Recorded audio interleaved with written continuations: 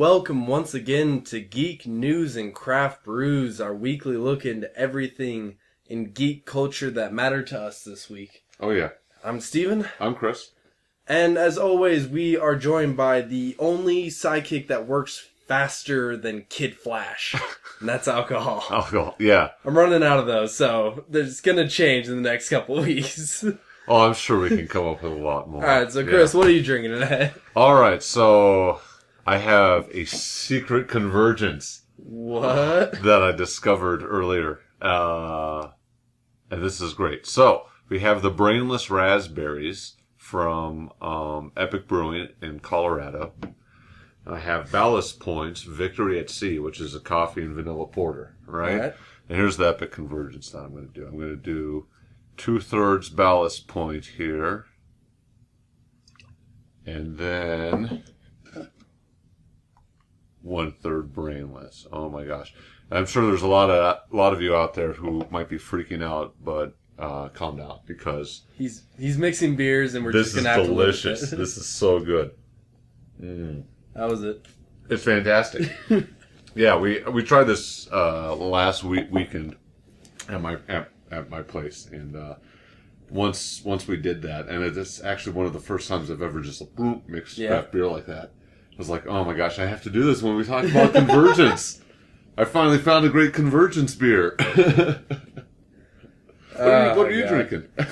I got a couple from Fort Collins Brewery. They're from a line called Monsters, and honestly, this is like one of those where you go into the comic book store and you see a cover that you really like, and you're just like, I gotta get that. It doesn't matter what it's like, I just need to get this. And look at that. That label's great. That label's great. It's this is Bernard the Malt Monster. It's a Belgian style double, and of course it's from Fort Collins Brewery, supporting local. And then the second one I got is also from the Malt Monsters line. It's Barnaby, a barley wine ale. Check out that guy. Yep, just a slave to art. Those are hilarious. Yeah, but I'm pleasantly surprised with the first one so far, with the double. So gotta love when it works out for you like that. It's like something out of Where the Wild Things Are. Yeah, it's Where the Wild Things Are, but mixed with beer, which makes it better. Even better. But yeah. Anyways, that's our fairly long beer intro for today. That's okay. Gotta have fun with it. Yeah. And we recommend that if you're of age, you should drink while you're listening to this, unless you're driving while you're listening. Of course. And starting this week, we'll actually be doing beer profiles starting on Sunday. So we'll release what we were drinking for this week, what we thought of it, and all the information on where you can get it. So, oh, yeah. Man, we should have done that from the get. That's so smart. This guy's smart. Alright, so we'll get all that information out for you. So you could drink while watching the highlights or the next episode. Exactly. It'll be a little late for this, but you can still drink it. It's always going to be good. It's always going to be good craft brews. So exactly. Yeah. But anyways, jumping into the first topic that we have for this week, a little bit of awesome coming out of Japan for you. In Tokyo, they are in the building stage, or it might even be open at this point, of a Godzilla-themed hotel. Is this like a love hotel?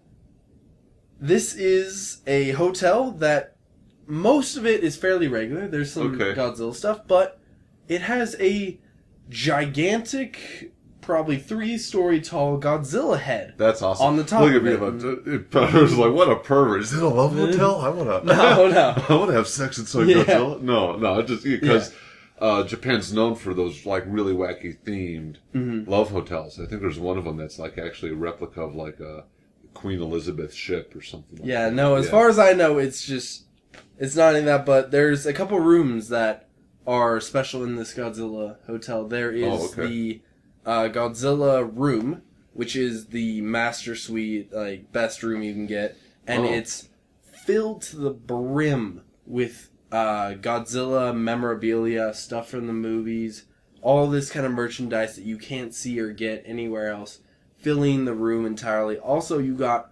Godzilla's like arm and hand reaching into the room so you can sleep under the hand of Godzilla. That's a little terrifying. It is a little terrifying. I mean, it's in a very awesome way. And then the other two special rooms, I'm sure they all have Godzilla themed stuff in it. It's the Godzilla Hotel, but the extra special suites are Godzilla View suites. Oh, okay. So they look out onto that giant Godzilla head that they have on top of the building. So Godzilla's like looking through your window watching you sleep. Again, that's pretty terrifying, but fantastic. Yeah, so there's going to be a giant Godzilla head now in the Tokyo skyline somewhere. Yep, in the Tokyo skyline there's going to be Godzilla's fantastic. head. Man, you know, I love the Japanese for that reason. They take it 110%. Yeah, they just run with it. Yeah. I mean, we got some pretty cool stuff in America as far as themes, but nothing quite like that. Mm-hmm. You know. I mean, you could see the Eiffel Tower in Las Vegas, but I would personally rather see Godzilla. Sure. Oh, yeah. Yeah. And they're really big with, I mean, just sci-fi and fantasy and all that stuff is, I think, way bigger in their culture than it is in ours. And it's still really prevalent in ours. Yeah. And I've never been to Japan, so I don't know for sure. I just, witness to a lot of the stuff that comes out of Japan. It seems that, they're known for things like Gundam and, Power Rangers. And speaking of, holy cow, did you see that new Power Rangers trailer? No, I didn't. Out there? Oh my gosh, we should talk about that next week because it's crazy. Yeah, it's so wild. Yeah, it takes Power Rangers to a whole different level than I ever thought that they were. All right. Yeah, for future reference. It's a little teaser for next week. You had some Super Power Rangers coming at you. I think it's like a fan-made film trailer. Films are and great. it's just awesome. They're getting so much better, too. Mm-hmm. Yeah. Oh, man, we should talk about some fan films. But going back to Japan and their cool themed hotels, I think they have like a Jurassic Park themed love hotel out there. Yeah. Yeah. Like, how cool is that? All sorts of other wacky stuff. Would you ever stay in a Godzilla hotel? Heck yeah, I would. Oh my gosh, for sure. I don't know if I'd be able to sleep with Godzilla's head. Like, it'd be really cool, and I guess I wouldn't need to sleep that night. I think I'd be doing a lot of partying if I'm staying in a Godzilla, because I imagine it's crazy expensive. It's gotta be like 40,000 yen or something like that. I have no idea what the conversion rate is. So. Looking at the rates, it's not that bad for what you would expect for a hotel. The Godzilla room goes for somewhere around $250 a night. $250? Yeah. Okay. American. And the Godzilla View rooms go for about $150 a night. Well, that's not as bad as I thought. No, it's not bad at all. No, okay. All right. Yeah, so I would definitely shell out $150 to have that experience, and just for the photo op. Yeah, just party. For the one night. Yeah. I mean, you'd have to throw a party in that hotel room if you were. Look, it's Godzilla. What are we going to do besides party? Right. So, like, Godzilla's actually there. Yeah. That'd be a great place to have, like, an apocalypse party or something. An end of the world party. In this view of Godzilla. Yeah, whenever the next end of the world event happens, the next 2012, probably next week sometime. Someone's predicted it. Yeah, it's probably 2020. I'm sure they'll do that. Godzilla room party. Yay. All right, so that'd be fun. Let's say you're in charge of a hotel, and you can theme it after any character or movie or anything you want. What would your hotel be? Oh, wow. I know, it's a big question. You're going through, like, the entire world of cinema. I mean, a lot of them already exist. I'm sure there's Star Wars hotels. There's obviously Godzilla Hotel. Where's the Star Wars hotels? I'm not sure, but I'm sure there's got to be one out there. There's got to be something out. If not, Disney's definitely going to make probably a Star Wars themed addition to Disney World or Disneyland World. Those hotels or something like that. Yeah, they got to be getting already. I'm sure there's getting plans Star Wars for that. stuff in there. They'd be so stupid not to. That'd be pretty cool. Geez, if I was going to open a hotel, and if it's going to be in the States, I think it would be pretty awesome to have something like The Walking Dead or a zombie-themed hotel. Like a post-apocalyptic theme hotel. I think that'd be pretty cool, where, You know, they serve you dishes, but it's on like total makeshift, you know, like salvage plates and stuff like that, and just kind of like rubble and whatnot, and maybe there's zombie dressed up as the staff, or the cleaning staff all act as zombies. That'd be just pretty have a couple fun. zombies going around. It doesn't really lend itself well to like sights at the outside, but you can transform that entire inside of that building into a zombie apocalypse land. Well, you could open it up in a really cheap location. It'd be good for Detroit or something, you know? Just use the area around you. Yeah, Cleveland. Just find some, you know, economically desolated American city, and boom, theme hotel.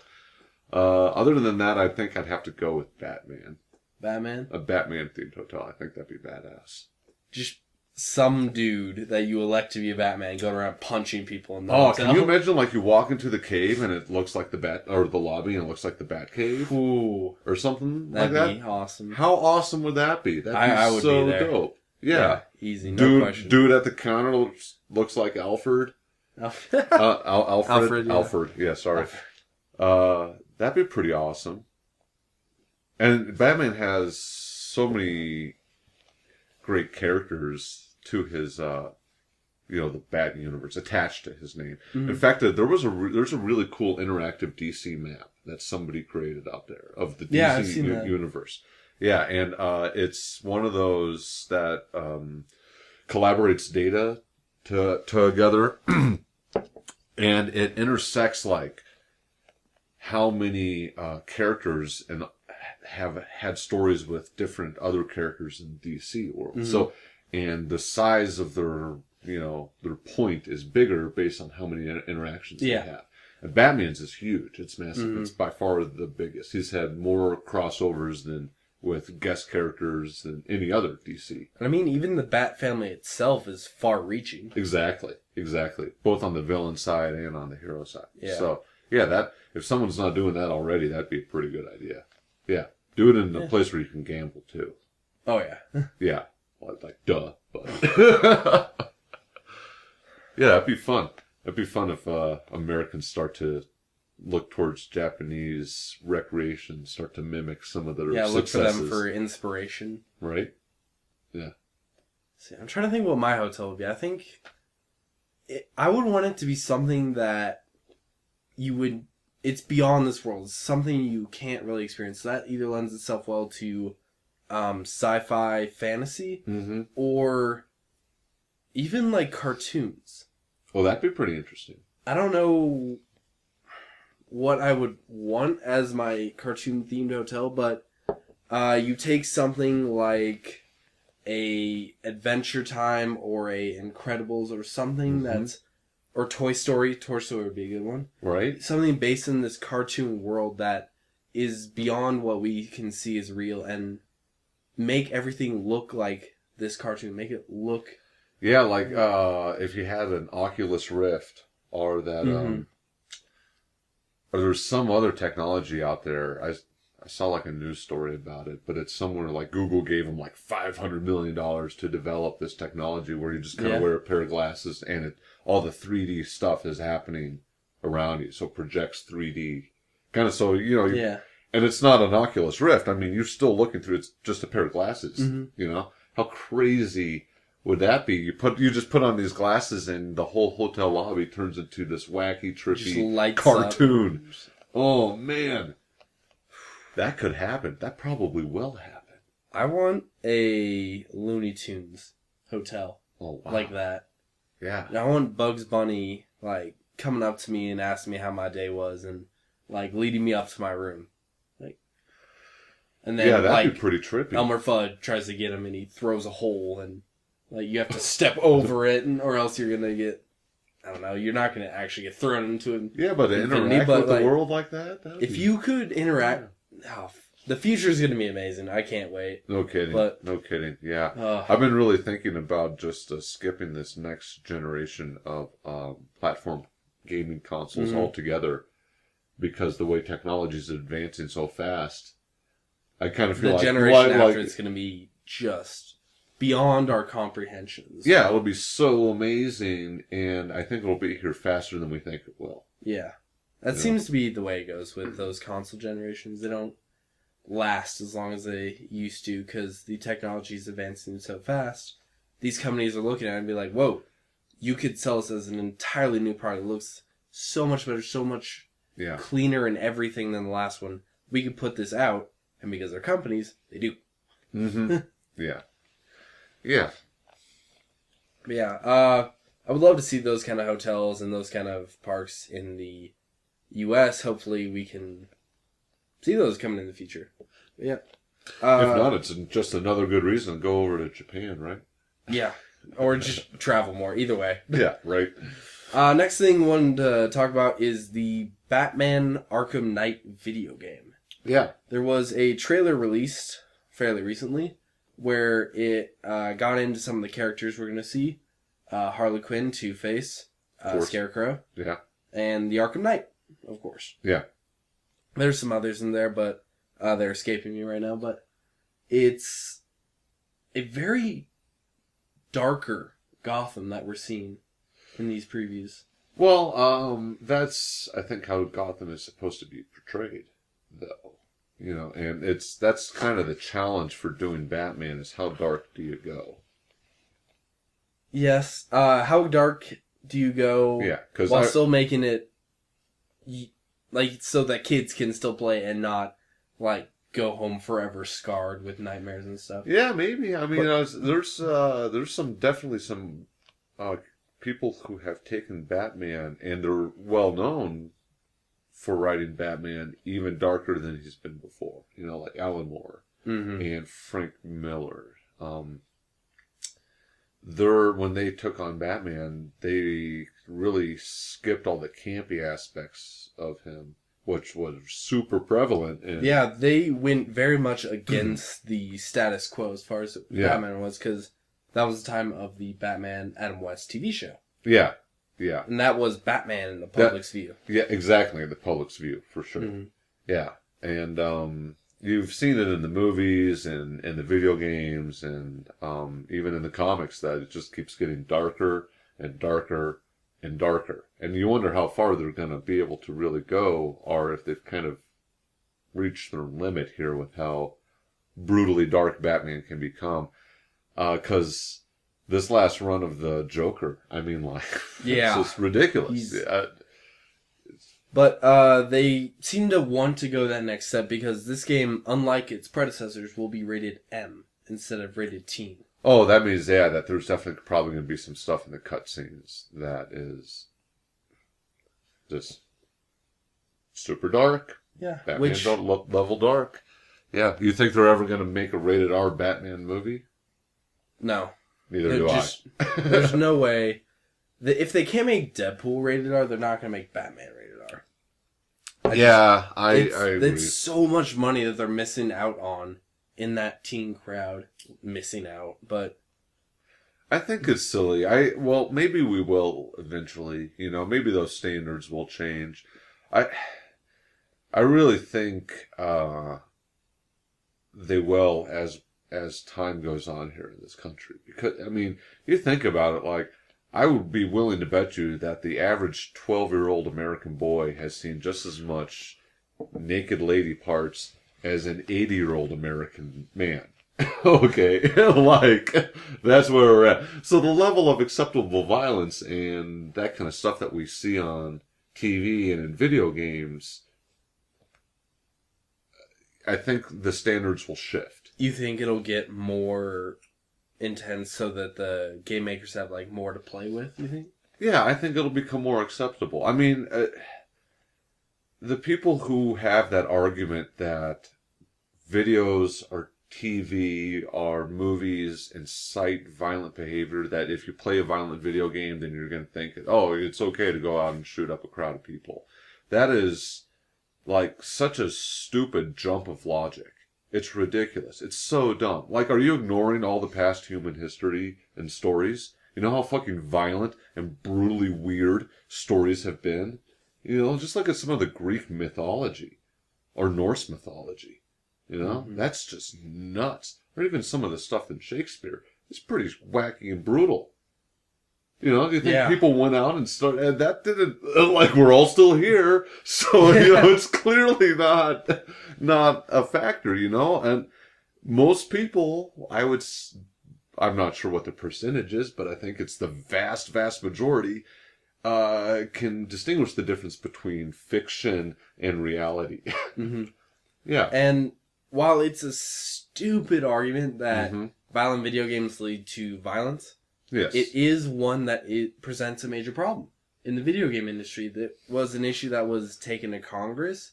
It's an issue that they've done it with movies and stuff before. They've done it with rap music. Yeah, GTA, the series actually has been involved in a lot of these lawsuits and law changes.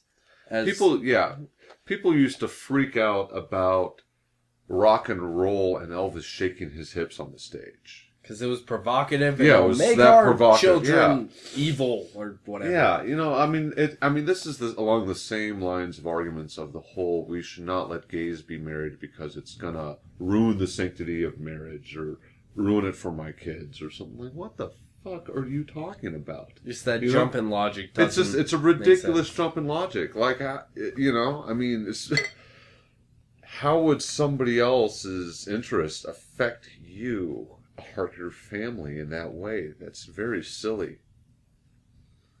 I don't know. People, it seems to be they get scared when this kind of thing comes up, and they tend to shirk responsibility.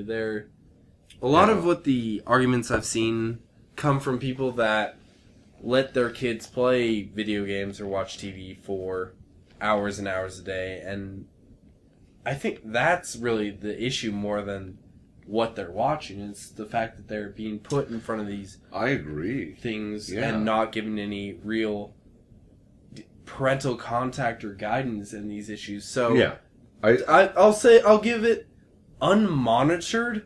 These things can be an issue. If you give your, 7-year-old kid GTA 5 and say, go nuts, then leave for Barbados for a week, that's very true. It's going to be a problem. But if you present them these mature topics in a controlled setting that you are monitoring, then they'll be fine. Yeah. Yeah, it's interesting. It's a fine line to walk, you know, because, and I'm not a parent, so I can't really speak for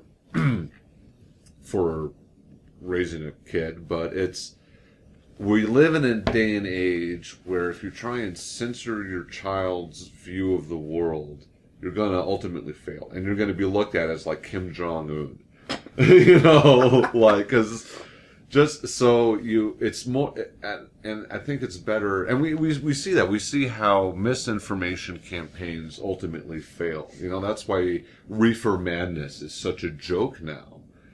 You know, it's ridiculous. But people back then took that shit seriously. You know, they thought that's what would happen. It's so much harder to lie, and it's so much harder to keep anybody from viewing, if they're curious about a subject, from getting information about it. It's just so easy. The access is out there now.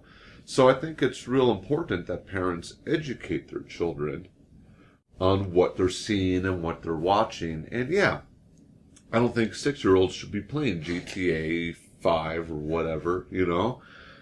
But I don't think they should be completely sheltered from violence or from sex either. Yes, I would agree with that. It's all about just moderation.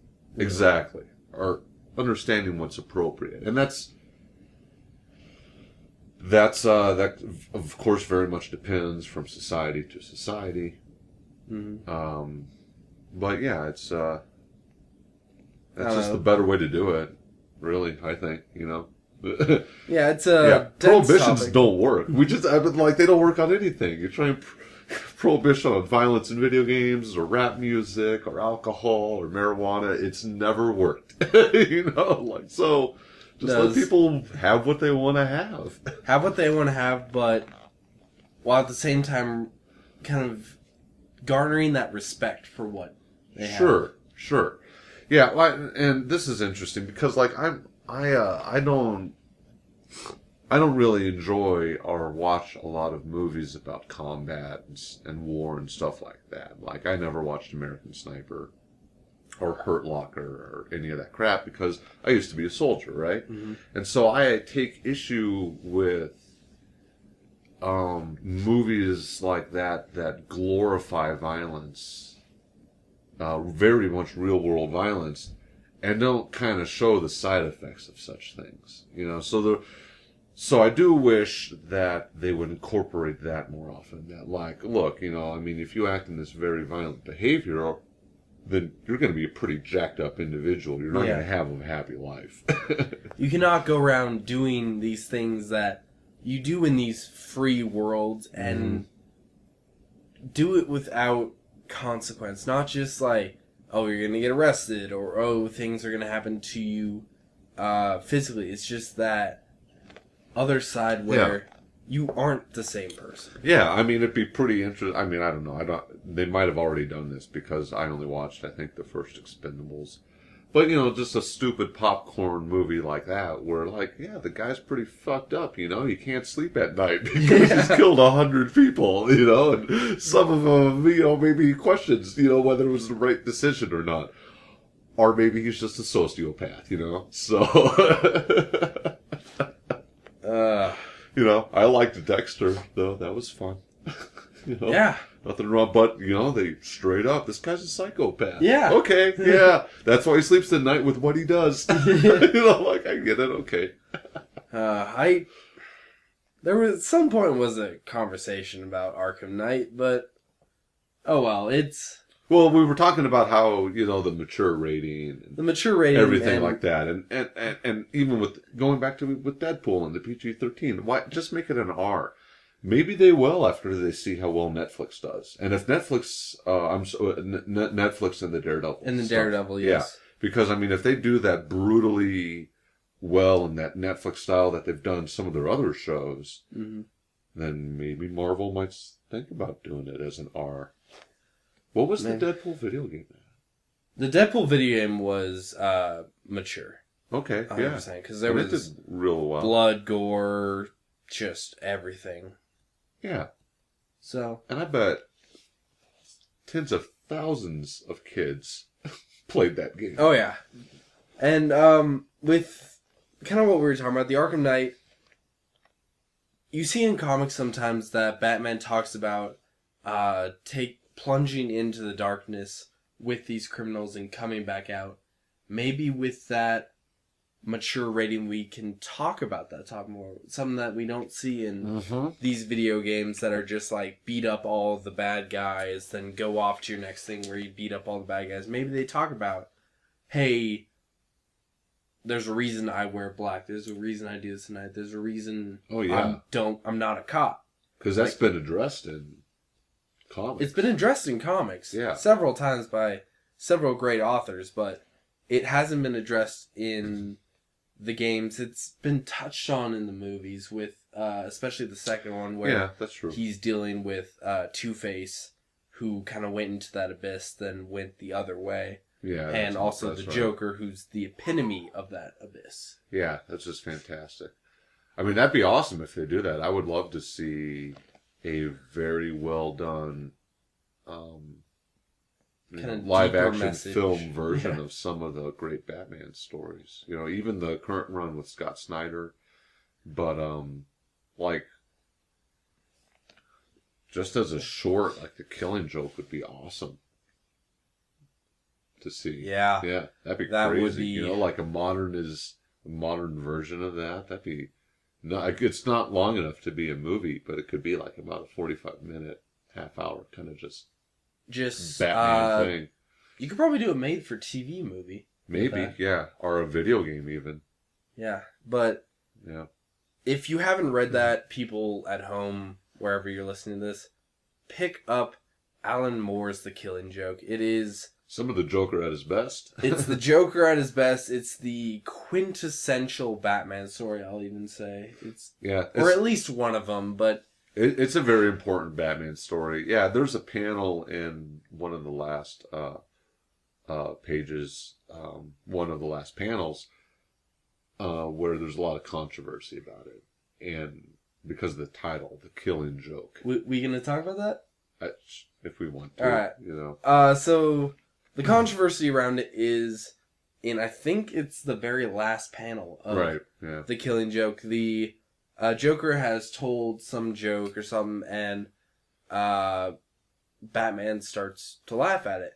And as it goes, you don't see either of them on screen. It's like a shadow of a puddle. Yeah, shadow of a puddle. There's like 9 panels on the page, and you see someone's blood coming out. You assume it's Batman's, I think, at that point. Because he's been wounded in the previous fights and stuff. But in the very last panel, the Joker stops laughing. Yeah, the laughing stops. And the last scene you see with Batman and the Joker, the Batman has his arm, like his hand kind of on the back of the Joker's neck. Brace to, like, break it, almost. Yeah, so a lot of people think that Batman realized the joke of the Joker, kills him at that moment, and that's why the Joker stops laughing. Mm-hmm. Yeah, that's the Killing Joke. Yeah, and with Alan Moore, I wouldn't be surprised at it. Alan Moore is obviously the creator of Watchmen, a very dark comic, a very... Alan Moore's very well known for taking campy comics. He's really one of the first, if not the first, to take this campy superhero story and apply real-world thought behind it. Mm-hmm. That someone who does this kind of stuff is going to end up pretty messed up. Like the comedian in Watchmen, or Ozymandias, or Miracle Man. That's another great run, that if you want to read something like Alan Moore. And he's done some really cool stuff with, like, he did V for Vendetta, League of Extraordinary Gentlemen, so all sorts of big titles are attributed to his name. And I really think that with this Killing Joke run that he did, he very subtly broached the subject that a lot of people talk about now, that Batman, you're kind of an asshole for not killing off these villains when you've had the chance. Yes. Which, that's a big subject. It is a big subject. It's been addressed throughout the years, most recently in Injustice Gods Among Us, which spawned a video game after it and a comic book series which is still running. Mm-hmm. I would highly, highly suggest getting at least the first 2 trades, which encompass the first year of this. But essentially the story is the Joker finally sets off this nuclear bomb in Metropolis. Yeah. Kills a ton of people, like all of Metropolis, including Lois Lane in it. And, I'm gonna leave it. I'm gonna leave it at that. Yeah. Leave it at that. Joker starts messing with Superman. Superman doesn't take it too well. Joker, he does what he does to Batman all the time, which is he tries to cut to his very soul, the thing that makes him a human. Yeah. And he tears that away. Yeah. But this time he tears it away from Superman. Yeah. And Superman's just not smart enough to figure it out. Yeah, he doesn't figure it out until it's too late, and he snaps. Like, his humanity's been taken away from him. Yeah. He snaps, and he kills the Joker. Yeah. And he tries to rule the world. He kills... Well, that's all later, but in that, he has a conversation with Batman. He says, you let this monster out of... Like, you sent him to prison. What's prison gonna do? He's shown that he could break out of there 1,000,000 times over. You let this monster live. How you are responsible as much as anyone for this. Yeah. I mean, this subject's also been brought up a lot in... what was it? Return of the Red Hood or the Red Hood something? Yes. There's a comic and a movie based off of it. Yeah. Based off of Jason Todd, the second Robin, who was killed by the Joker, then brought back by Lazarus Pit. The movie is Under the Red Hood. Under the Red Hood. That's the name of the comic as well. I think, it's also the comic as well. Yeah. I would highly suggest the movie. Yeah. I loved it. And he's really pissed off. He's like, look, the Joker killed me, and he's still alive, asshole. He's killed a lot of people since then. Yeah. What the hell, Batman? In that movie, in that scene, he says, like, I don't care about Scarecrow or Ivy or Clayface or anyone. why did you let him live? He has shown that he has no remorse. He's shown that he's a complete sociopath. Why is he still alive? Or if not, alive, just, fucking crippled beyond repair, man. Why didn't you just leave him as a paraplegic Batman? Mm-hmm. I mean, really. Do something more than your... I agree. That's one of the things about the Batman character that I kind of take issue with, that he causes as many problems as he solves. And they do that to keep selling issues, because if he kills the Joker, who's he going to fight next month?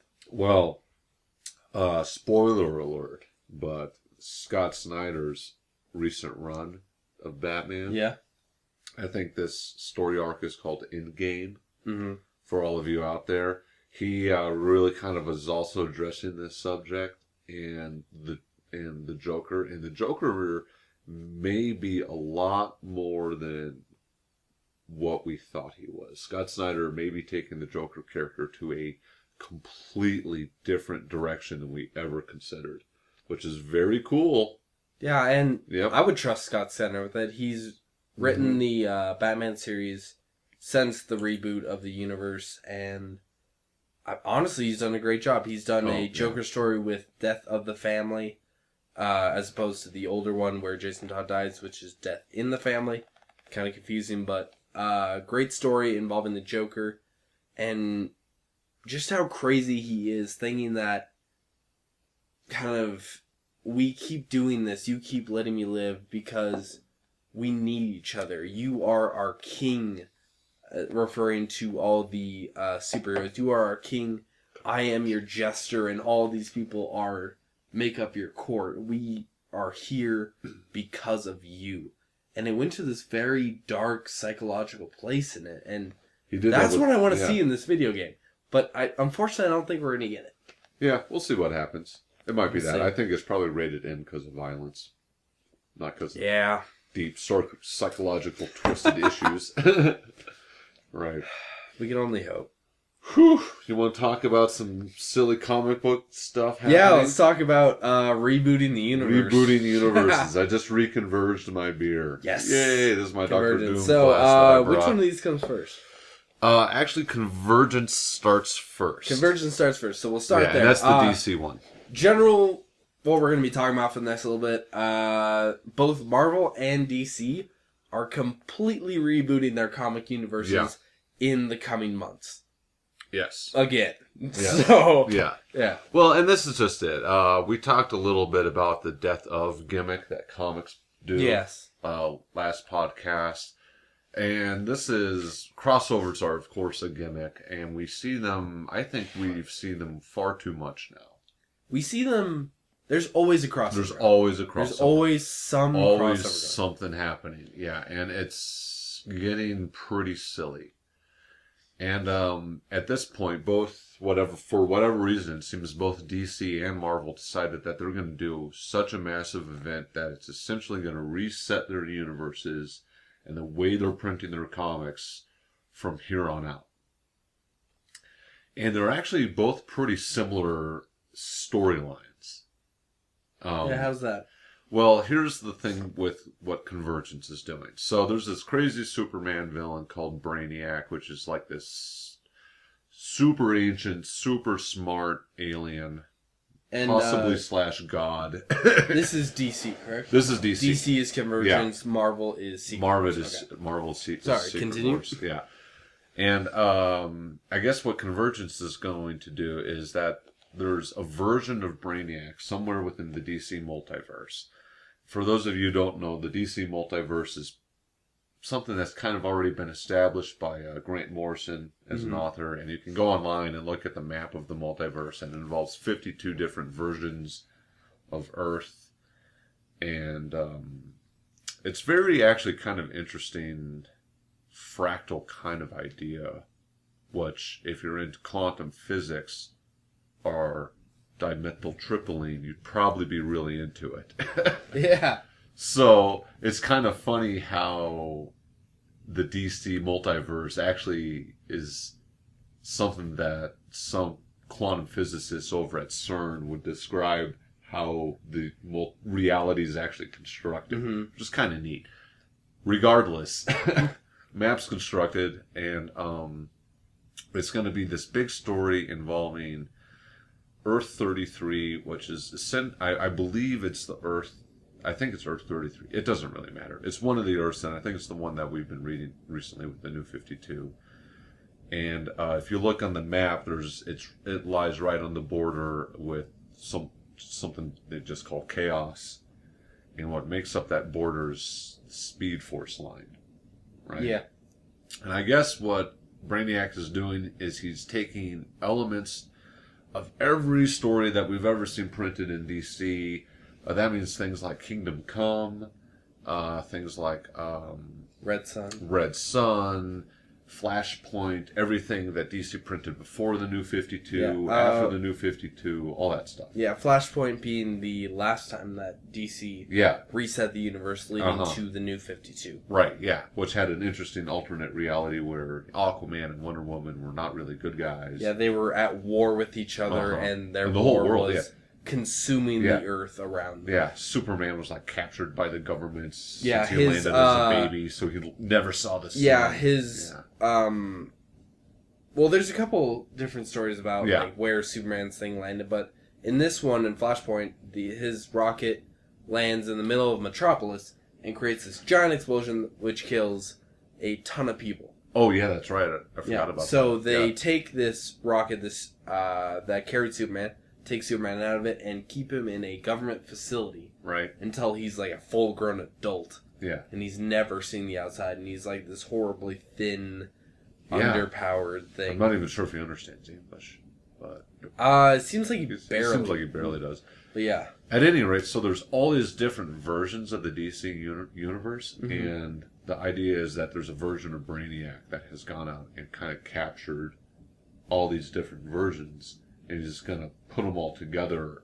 And Brainiac likes to capture things and put them in like glass domes. All right, so yeah, as we've seen before, so it's his thing. It's his thing. It's a hobby, I guess. So he does this, and he's going to open them all up to just see what happens. So what DC is doing is they're stopping all of their titles, and for 2 months they're only printing Convergence titles, and it's going to be.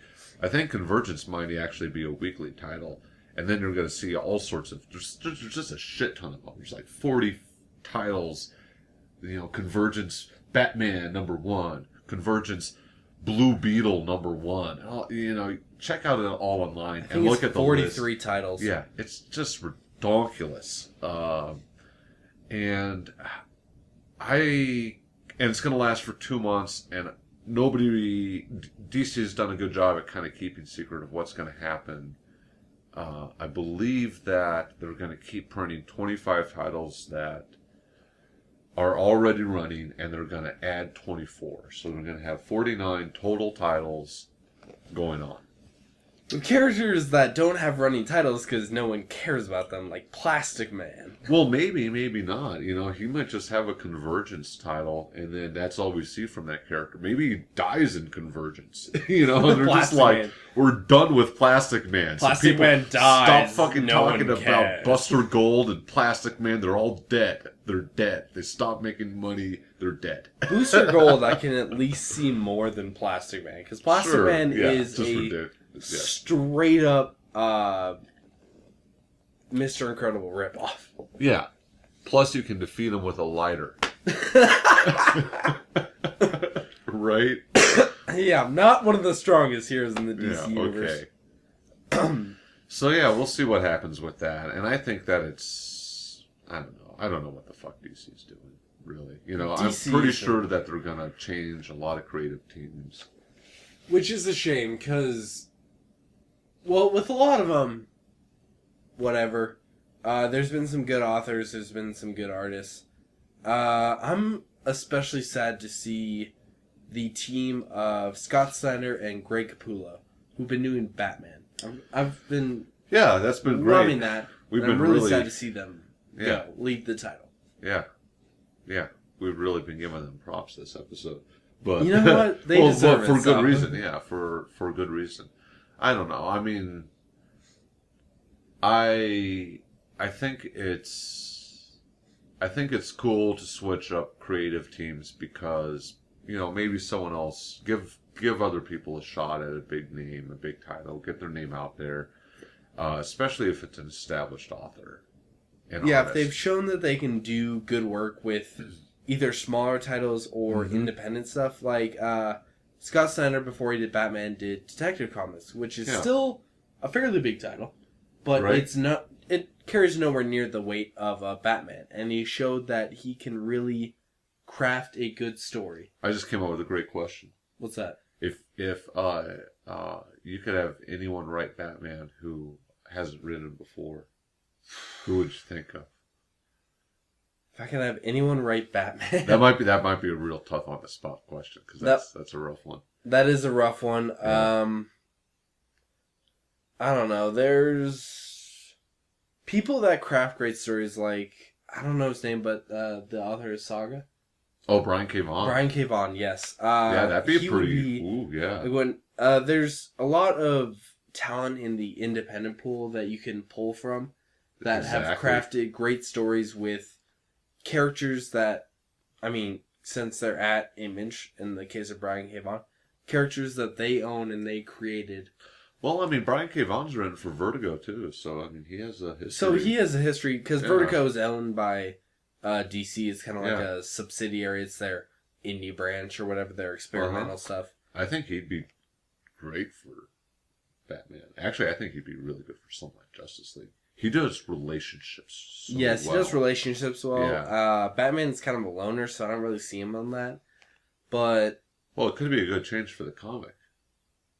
Who's going to relate to? No one's around anymore. I guess they're resetting the universe. They can they can give him a new psychic. They want to do Except for Damian. Get rid of Damian. You're not a fan of Damian. I hate Damian. Damian Wayne. Son. I think I would go with Kieran Gillen, who writes a lot of Marvel stuff, actually. He's writing Darth Vader, and he's writing Angela, and he's writing for Avatar, a book called Uber. And for Image, he does The Wicked and Divine. So I haven't read Uber or Angela, but I have read Darth Vader, which is amazing so far. Granted, it's only on issue 2. Well, this guy does villains so well. Mm-hmm. That's why I want him to write Batman. That'd be so cool. And Batman has that... Even Batman, granted, there's the whole line of Batman villains, but Batman himself has that just touch of villain in him. That I would love to see, sure. Love to see come out. Yeah, he's the Dark Knight. Yeah, he's the Dark Knight. Well, but let's talk more about Convergence. Yes. So I would not be surprised if we see a ton of creative teams being switched up, and we see a reset on the numbering system, which is just really a cheap tactic to sell more titles, sell number ones, to get another Batman number 1. Which is even since the last reset, which was 2009? No, it was 2011, I think. 2011. Oh, even sooner. New 52. If you look for Batman number 1, it's still going for a lot. So yeah, it's a tactic that works, but it's a tactic that, as a comics fan, we don't want to see. Yeah, it really does. I agree. It works, but it's kind of annoying. Yeah. It makes things confusing on some levels, but Marvel's done it, DC's done it. Everyone's to blame. Yeah, but at least, Image doesn't. Spawn just reached issue 250, which is nothing Walking compared Dead to is up there. They were Invincible's up there. 130s. Yeah. Which all made by the same author, which is annoying because he's too successful at too young of an age. I almost wore my Invincible shirt because I was like, you guys want to read a superhero that doesn't reset? Doesn't reset. He kills his villains and his they stay universe dead. will change. Yeah. But he's not going to reset his issue number. Yeah. So what about Secret Wars? Secret Wars, yeah. So Secret Wars is actually kind of similar with Convergence, and Secret Wars has precedence because Secret Wars 1 and Secret Wars 2 came out way back in the day. Ooh, jeez. 60s? I want to say no. I don't think it was that late. but I'm not sure. I think it was maybe early 80s. Early 80s? Yeah. Either way, it's a very old storyline. And I'm sorry, forgive me, I forget the creative team's name, but it is an old storyline, and it involved the first Secret Wars involved this like mysterious structure showing up in Central Park.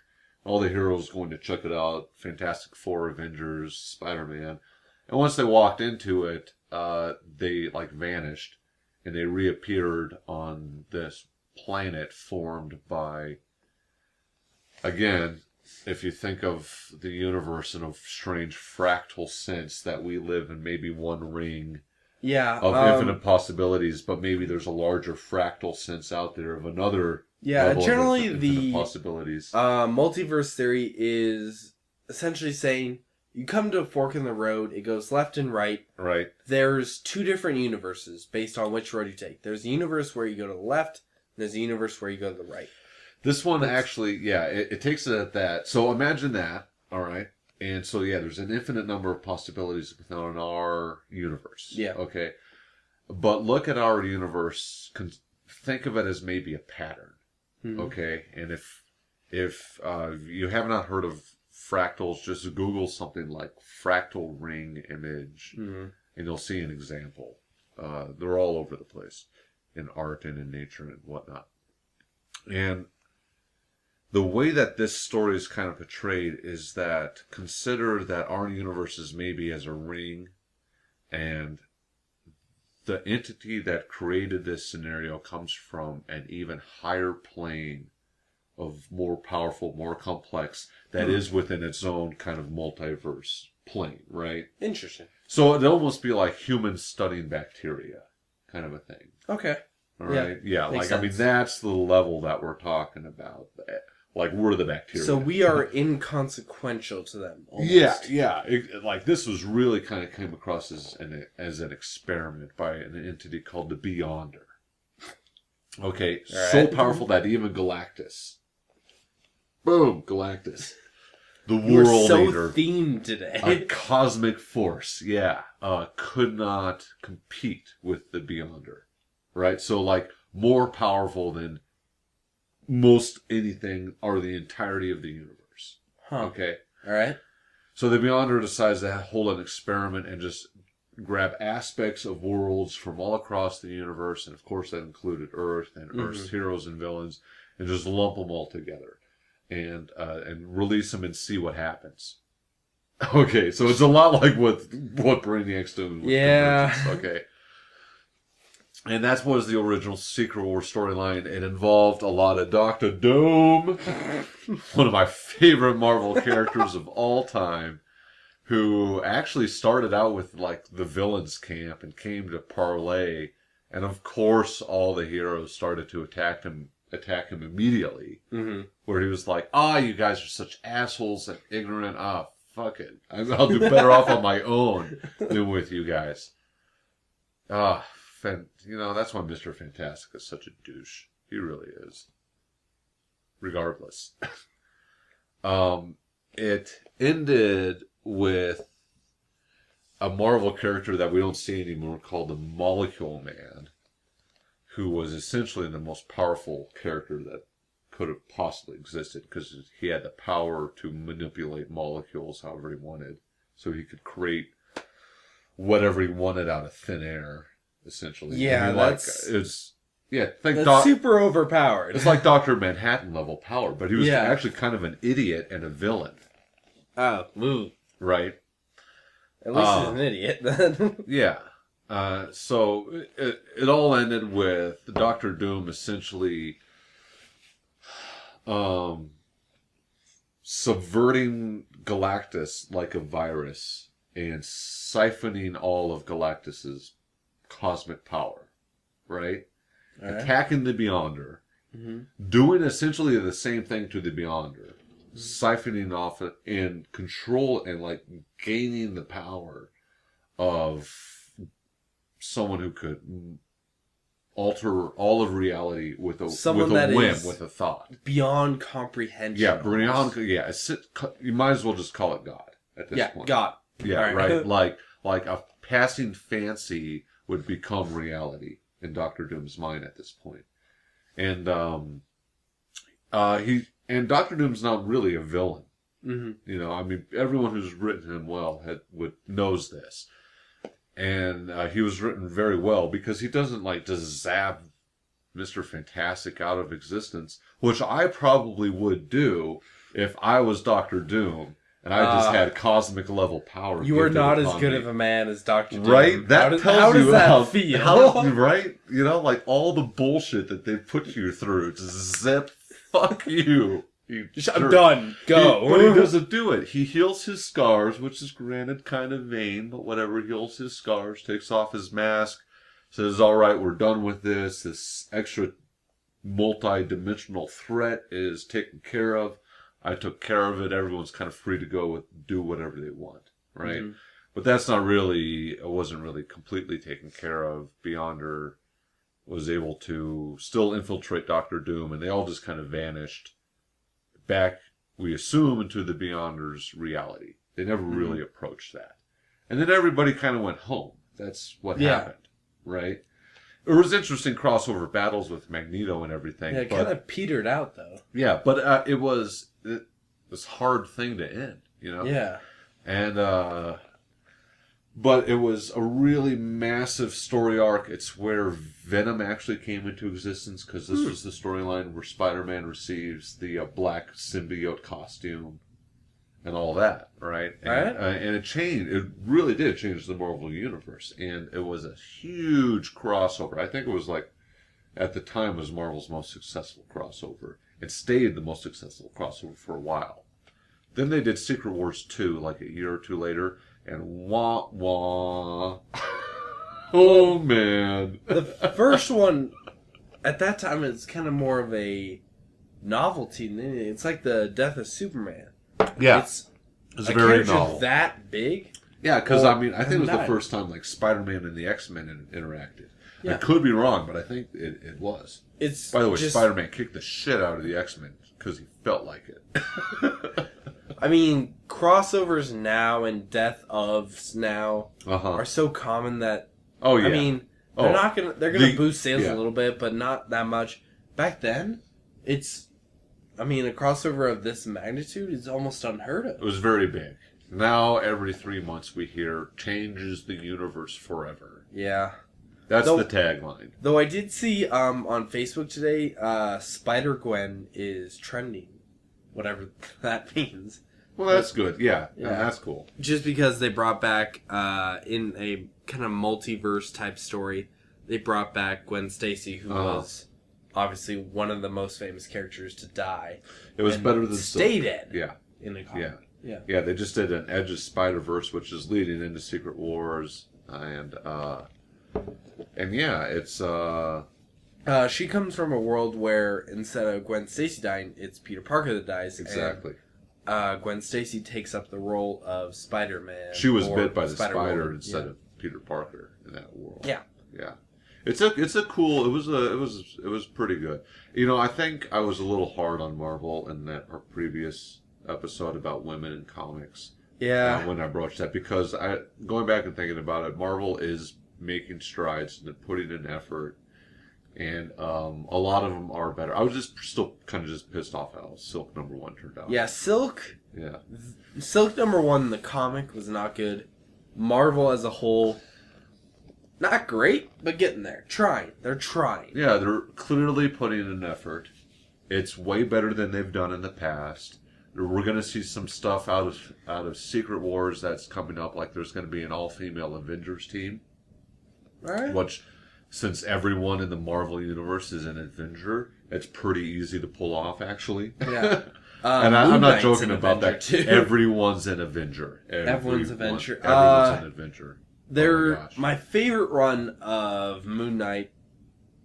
Wow, I'm forgetting the author right now. I'll post it in Facebook later, because I feel like everyone should read this version of Moon Knight. It's like Batman with multiple personality disorder. Moon Knight's a great character. Yeah. Moon Knight. Are you talking about the most recent restart? No, it's not the most recent. Okay. It's which is a good one. Houston. Oh. But in his opening monologue for the series, he says, yeah, I was an Avenger. It's hard to be taken seriously if you weren't one. Exactly. So, exactly. It's like everyone in the Marvel Universe that was like a major character at some point has been an Avenger. Yeah. It's just the way it is. So, yeah.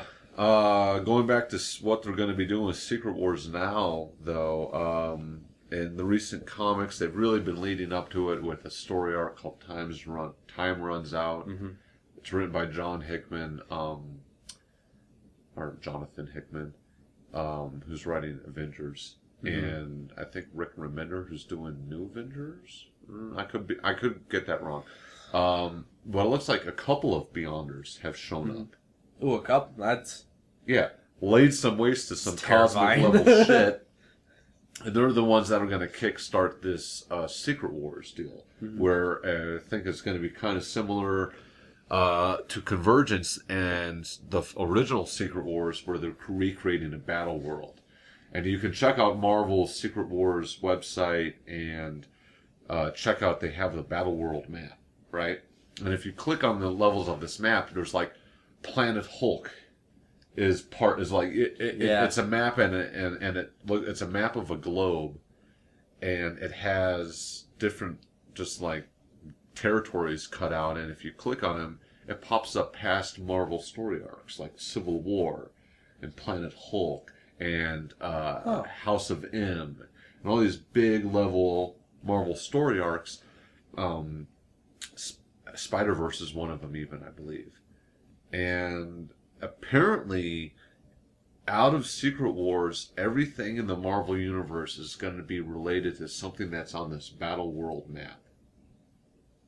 And I think they're doing this so that crossovers are a lot easier. But it's weird. I mean, you got an Old Man Logan world there. There's something called The Wall. Wait, isn't Logan still dead? Yeah, but in Old Man Logan, it doesn't matter because it's, parallel universes and stuff like that. We're talking about, again, fractal level, infinite versions of multiverses where they can pick and choose. So we're going to start seeing comics published within these different various parts of the Marvel battle world. And I don't think that they're going to reset some of their numbering system, because the month before, they're starting like number ones. Like Hawkeye #1 by Jeff Lemire. Yeah, all new Hawkeye #1 is coming out. Yeah, which I'm excited for. Yeah, it looks like it's going to be good, but I mean, who resets something at... would it be number 2? They just reset Amazing Spider-Man with the Superior Spider-Man stuff. So I don't think we're going to see a numbers reset with Marvel. I think what we're going to see is, because Marvel 616... which is the universe that all the Marvel, like Amazing Spider-Man and Miss Marvel and Avengers, this is the world that we're used to. Marvel also has another run called Ultimate Marvel, which I don't know what the numerical number is for that. If there I don't know. One. It's the one that I think the character most people would know is Miles Morales. Yeah. Which was brought up again with this whole Spider-Verse story arc, where they actually had just like thousands of versions of the Spider-Man, and they had the numbering system, and they were dealing with these cosmic parallel dimensional vampires that I know that we've mentioned before, who came from Earth 1. But we briefly mentioned it when talking about Silk. Silk, yeah. So... And in the latest Amazing Spider-Man, some of the versions of their realities have been blinked out of existence. Yeah. Like during this time frame. So that's going to lead to a whole comic book in itself. So I think that we're going to see something pretty similar with Secret Wars and Marvel. I don't think that they're going to reset their numbering systems. But we're going to see a lot of new #1s. Like Old Man Logan's going to have versions of... And Planet Hulk and all this kind of stuff is going to have versions of their comic book coming out. Yeah, characters within those worlds coming out. The purpose of a lot of these events is to have new #1s. So I would 100% expect... Plus crossovers. Because now you can have... without having to explain it too much, super easy crossovers. Yes. Because if all of reality is stuck on this battle world, right, then it'd be super easy for Miles Morales to just travel far enough to hang out with Peter Parker, Spider-Man. Yeah. Or they don't have to make Wolverine, these or whatever crazy otherworldly demons in order for them to interact with each other. Which is, I think, one of the motivations behind it. Yeah. I originally thought that they were going to be doing this because they wanted to incorporate their film and both DC and Marvel, their film and their TV stuff into their comics. But I might have been completely wrong about that, actually. I don't know. I could see it happening with film and... Like, there's a Arrow comic book that's out right now based on the TV show. And Flash, but at least here in Fort Collins, they don't do very well. No, they don't do very well. No. I could see them being in the comics because it's a very... I don't know, the TV shows seem to go darker in some of these comics, but whatever. Yeah, that's... So yeah, that's the world. Those are some world-ending events that are happening in comics. That's lately. The universe ending, but not really ending, just getting relabeled. Yeah. So that's what all that hubbub is about. It's just a sales tactic in the end, honestly. In the end, we could get some cool stories out of it. Yeah, I think we will. I think we're going to see some fun crossovers because they're going to answer a lot of what ifs. Like, what if? And I don't know if these are specifically being answered, but what if, like, Red Sun Superman comes across Flashpoint Aquaman? Well, what if Red Sun Superman comes across, like, the Superman that we've become accustomed to? Because, for those of you that don't know... Superman we become accustomed to gets his head ripped off. Yeah, Red Sun Superman is a alternate universe where the rocket that held Superman as a little baby lands in... Soviet Russia. Yeah, lands in Siberia. Yeah, another great storyline. It's so good. It's written by Mark Millar. Who did Kick-Ass. Jupiter. So many good books. Yeah, I would suggest it as well. A lot of comic books suggesting this, but I would suggest it as well. It's an alternate storyline, and it's essentially Superman, but he's got that like communist mentality. In his mind, and it's just very interesting. He comes across a Red Sun Batman, which is like a communist Batman. There's communist. There's Red Sun Wonder Woman in that as well. It's just a very well done story. I would suggest it, but yeah. Jeez, I bet Red Sun Superman and Flashpoint Wonder Woman would get married. Even talk about a power couple. Oh wow, Flashpoint Wonder Woman is scary powerful. Red Sun Superman is scary powerful. They kind of have the same mentality. Yeah, it's very much I will destroy anyone that comes against me or my country. So that's fun. We'll see a lot of fun stuff like that. There's gonna be some cool stories coming out of it. So it's a sales tactic, but at the same time, keep an eye on it. Yeah, don't freak out. Don't waste all your money on it. Yeah. This is one of those things where I would just get... If you're already buying comic books for DC, just sign up for Convergence and make sure that you're buying those. Mm-hmm. And then just pick and choose the other titles that you feel like. If you're a huge Booster Gold fan, you got a comic book. You got a Booster Gold comic coming out. Like, why not pick it up? So lame. Whatever. Okay, maybe I don't mean to insult anyone, but okay. Whatever. If you're a huge Booster Gold fan, please read Vertigo, our image. Your life will only improve, I promise you. Yeah, there's a reason to answer that comic for a while, but whatever. We've reached the point in our podcast that it's time to raise a glass to... Oh, wow. Yeah. Because we're actually over the hour at this point. So it's time to raise a glass to... We gave you a free 10%. Yeah. Well, it's all free, so it's a free 100%. 110%. Yeah, but it's time to raise the glass. Chris, you have anything you want to raise the glass to today? Wow, we talked about so many awesome things. We did. You know, I'm going to go all the way back to the beginning, though. Yeah? I'm going to say, here's to the future of fantastically awesome, themed, geeky, badass sci-fi hotels. Absolutely. I want to see more of them. Yes, please. All right. All right, I'm going to raise a glass to resetting the universe in general. Just the idea of resetting the universe. Yeah. That way, no one can remember the time I farted in front of the class in 4th grade. Uh-oh. Yeah. Blame it on an alternate reality.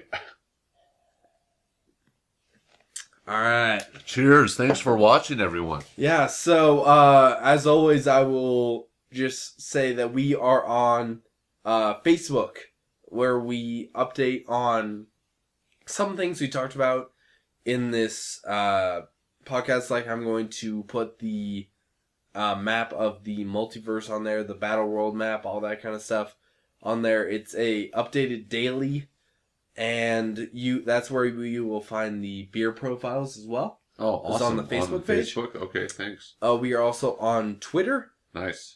We are on YouTube, where you will find this whole podcast in video form on Saturday, and highlights updated throughout the week.